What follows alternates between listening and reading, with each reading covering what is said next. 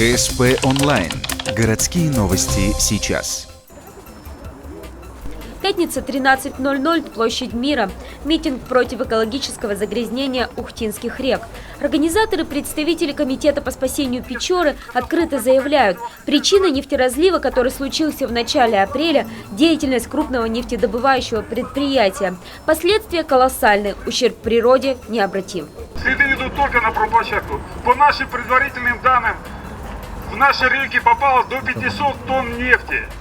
Нефть песком покрыла расстояние от поселка Водный до Усть-Ухты, реку Ухта, от Усть-Ухты до Усть-Ижма, реку Ижма, и от Усть-Ижма до Баренцева моря, реку Печора.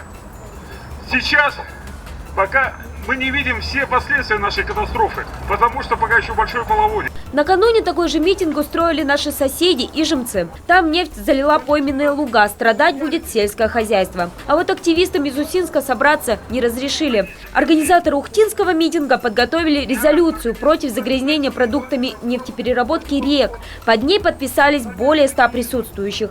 Общественники сразу заявили, продолжат митинговать, пока предприятие, которое обвинят в нефтеразливе, не признает своей вины и не ликвидирует последствия.